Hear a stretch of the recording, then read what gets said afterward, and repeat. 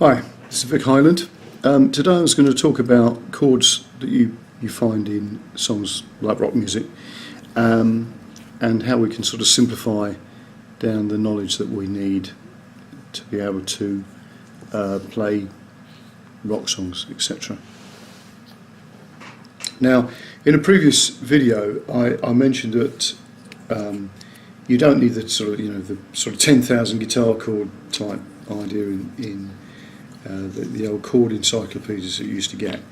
I mean, when you start looking at what builds the chord progressions for songs, it all goes back to scales, and an ordinary scale has got 7 notes in it before it repeats at the octave, and that means that if you build chords on the notes of the scale, using the notes of the scale, in the key of C, for instance, which is obviously all the white notes of the piano, you've got a C and an E and a G, C, D, E, F, G, A, B and C. That would give you the chords of C, D minor, E minor, F, G, A minor, and then this sort of strange chord at B, which is B half diminished. Back to the C again. Now, out of all of that, the important degrees of the chord, scale, I mean, would be the first one, the fourth one, which is F, the fifth one, which is G, and maybe another one like the sixth chord, which is the A minor. So there are lots and lots of songs that just use 1, 4, 5 and 6, whether it's the sort of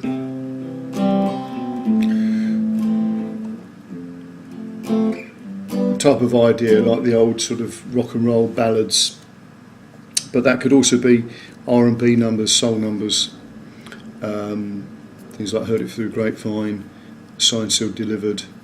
They would all use a 1, 4, 5 and a 6.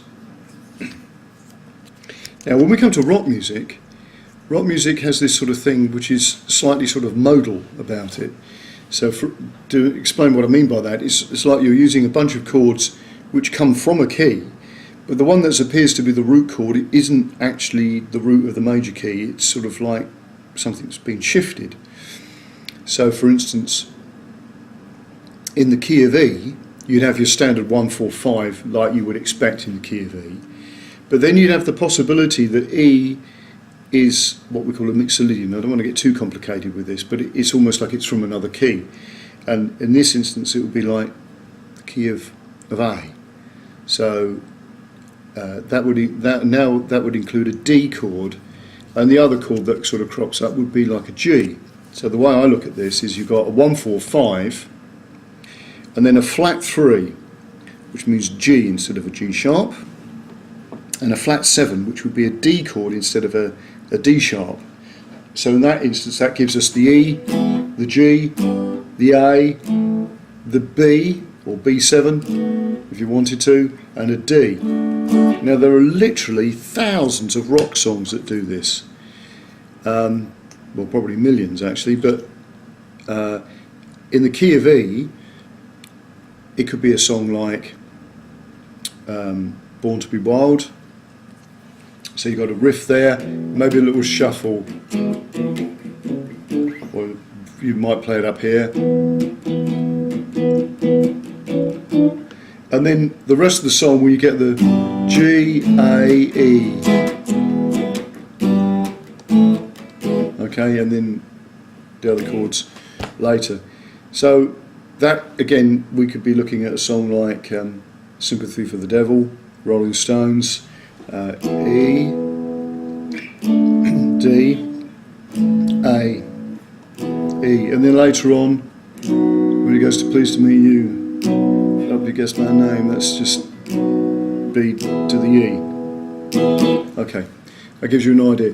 Now if you want to transpose that into other keys, that would give you other possibilities, but if you're sort of playing songs and you want to get good at chords at the sort of preliminary level, or even grade 1, that set of chords for the patterns in E is a great way of playing your chords and having a bit of fun.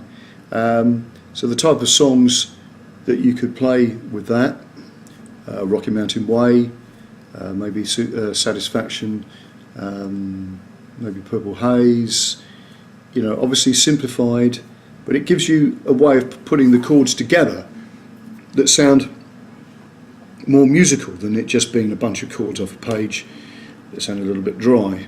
And then maybe you could write some of your own ideas down and have a bit of fun that way, which I've always found is a great way of learning how to play guitar chords. It's just writing some stuff of your own. And we will be talking a little bit about songwriting later, because that is something that we cover quite heavily in the Blues Camp project that we run in the summer months. So anyway, I hope that's useful, and if you want to contact me, there's contact details at the bottom of the video. Do that, and I'll see you again.